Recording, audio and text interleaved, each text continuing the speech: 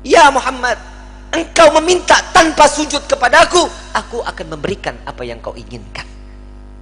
Nabi Muhammad SAW tanpa sujud, jika dia meminta kepada Allah, pasti akan dikabulkan. Dengan akhlak baginda Rasul SAW, beliau sujud, tahu beliau adalah seorang hamba yang pantasnya untuk sujud kepada Allah. Dia adalah Nabi SAW. Tatkala mereka datang bersama dengan Nabi, ya Rasulullah, mintalah permohonan kepada Allah. Apa jawaban Nabi? Analaha, analaha, analaha. Aku yang dapat menolong kalian, aku yang akan memberikan syafaat kepada kalian, aku yang akan membebaskan kalian dari siksaan padang mahsyar di hari ini.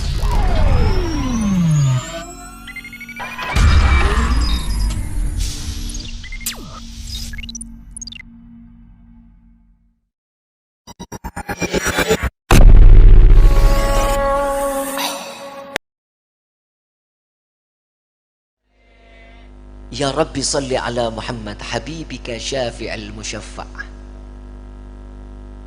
Kekasih yang pertolongannya akan ditolong oleh yang maha penolong. Nabi adalah kekasih Allah, dan saat beliau meminta syafaat pertolongan kepada Allah, pasti akan diberikan pertolongannya. Kita di saat nanti di yaumil qiyamah meminta syafaat siapa kita kalau bukan baginda Nabi Muhammad SAW? Saat orang berbondong-bondong lari ke sana, lari ke sini di padang mahsyar. Pak, Bu, simak baik-baik. Padang mahsyar ini awal mula terdapatnya suatu yang baik atau yang buruk, neraka atau sorga, sudah terlihat saat di padang mahsyar.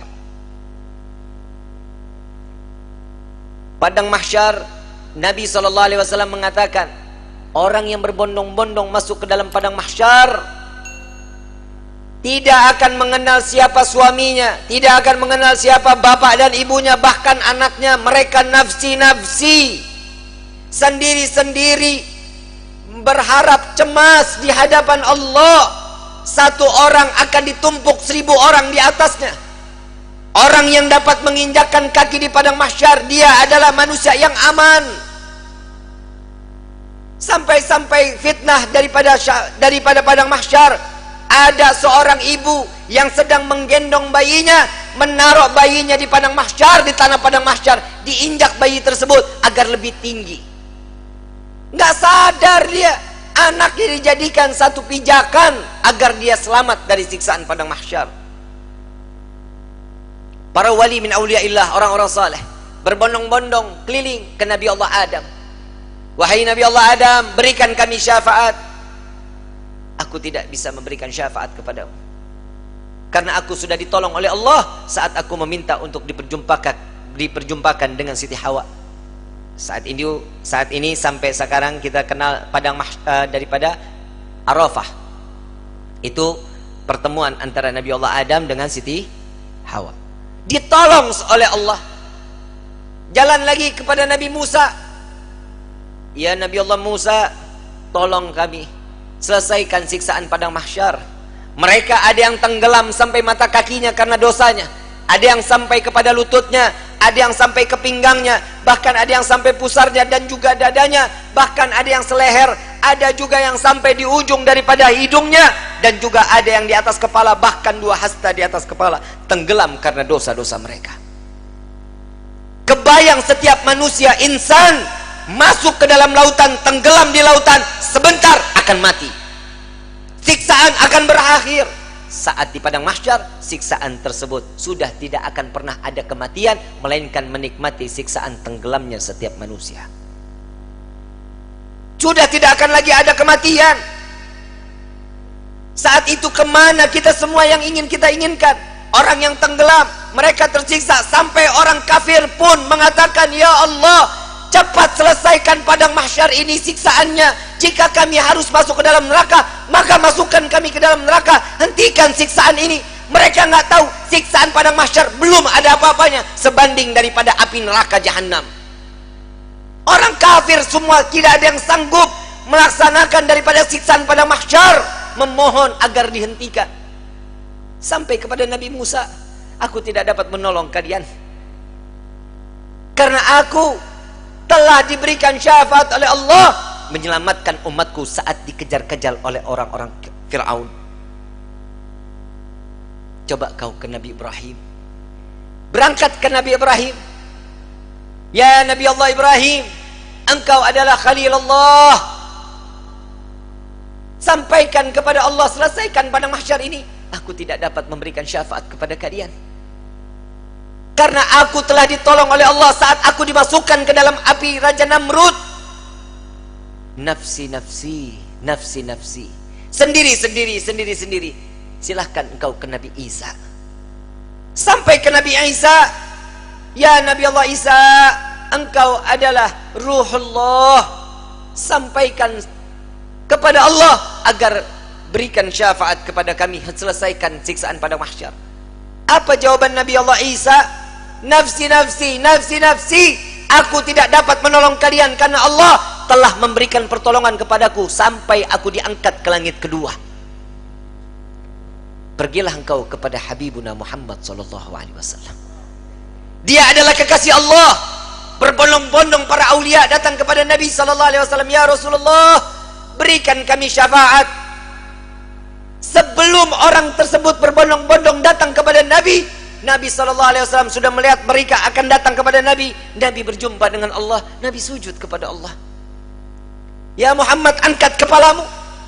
Tidak lagi ada yang ibadah di padang mahsyar ini.